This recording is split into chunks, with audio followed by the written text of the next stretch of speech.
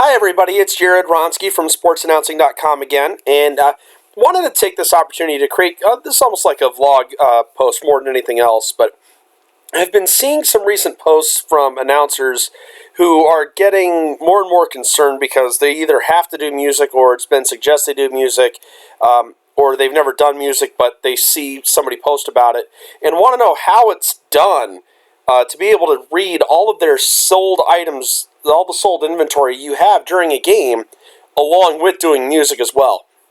Now, we've talked about many times, use your hotkeys.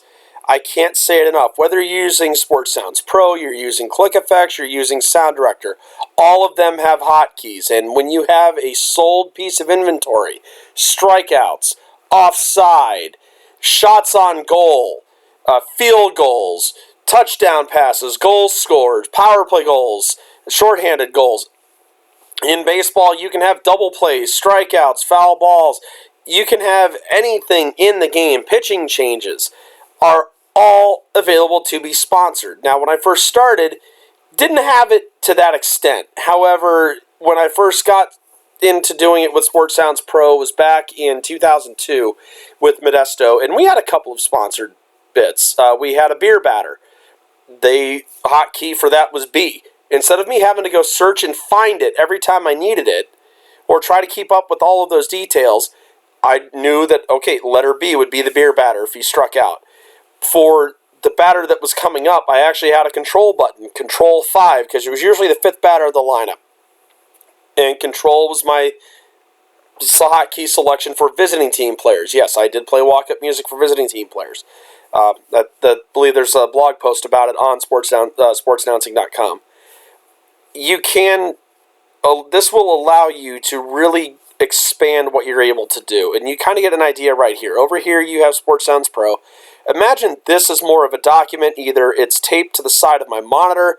You can split the screen like this if you want to. Use 3/4 size Sports Sounds Pro and drag and resize if you want. Whatever you need to do to make it easier on you, that's the beauty of this program. And other programs will help you too. But the big thing is use your hotkeys. You can see here, defense announcements. I've underlined the different situations so that way I can find it better. That's just for me. So when I'm looking at something in, if I could clear that double right there, clear the line under the double, which will do that. You see that it's underlined. For me, I can grasp things better that are underlined, so I know that's the sponsored promotion. After a while, I get used to it. Sometimes I'll write HR over here, FB, whatever. Whatever you need to do to make it easier on you, that's the big keys. Whatever you need to do to make it easier on you. What works for me may not work for you. It may work for you just fine. It may be the greatest thing you've ever seen. It may be the worst thing you've ever seen. But using the hotkeys is very important. Now, up here, defense announcements. That double play. And then over here, I have what my hotkeys would be. That strikeout is brought to you by. This tells me go to strikeouts. And I have plenty of songs on here. And typically what I do is when the team's on defense, this is the song, or this is the screen that I have up at all times.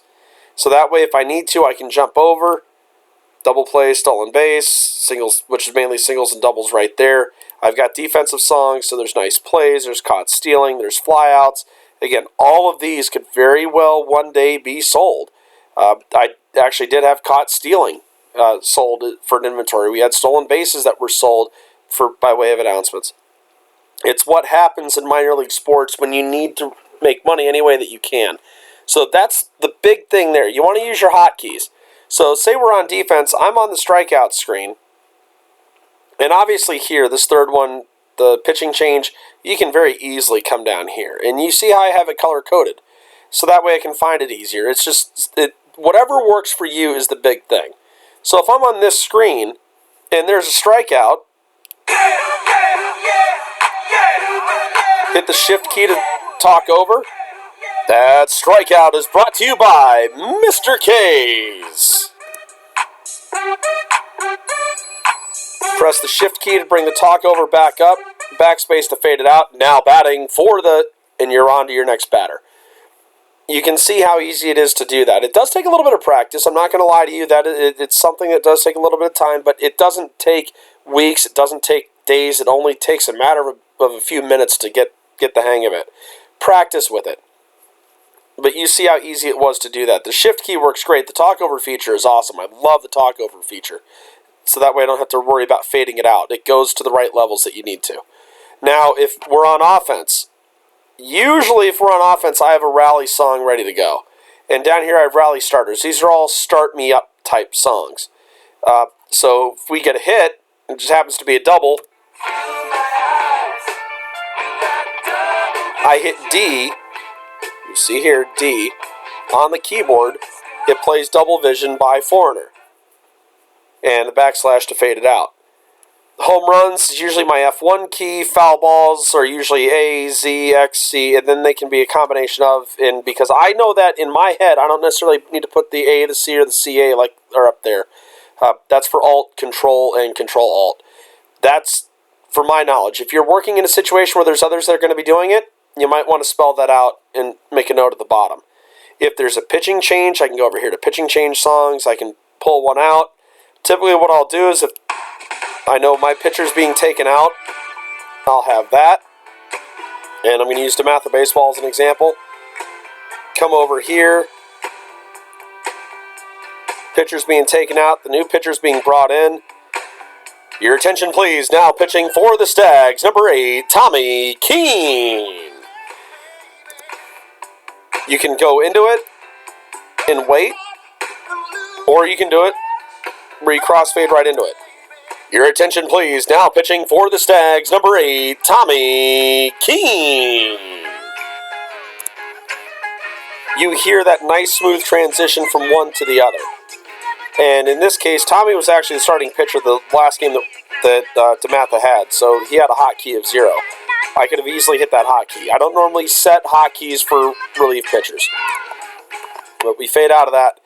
And yes, that high school kid was warming up to that. That was his pitching song. You can, in there, get this. It's time for Harrington Tree Service pitching change. Now pitching for the Stags. Now pitching for whoever. It's time for Harrington Tree Service pitching change. Now pitching for the Beavers. You've got all kinds of different options you can do with it. So you have, we'll do another version of it. See the coach come out. You know there's going to be a new pitcher coming in. As the coach is coming out, he's probably already signaled. You're getting in your head, okay, I've got the pitching change, so I'm going to go up here, find my song. I'm ready to go. Hit shift to do the talkover. It's time for Harrington Tree Service pitching change. Now pitching for DeMatha, number 23, Timmy Pine.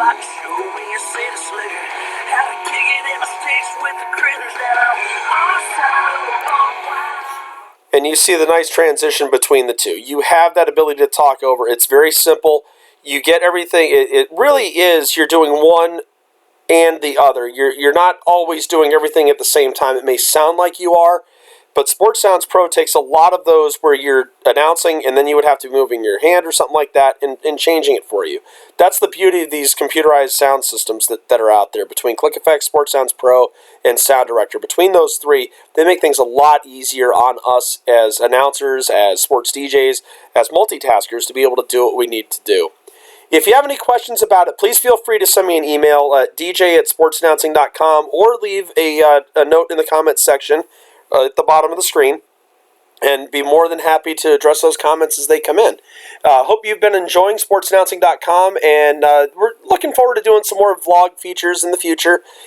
Maybe try to help you out a little bit and demonstrate some more things for you, things that have worked for me in the past and other announcers that we've talked to. Thanks for listening, everybody, and have a great day and keep having fun out there.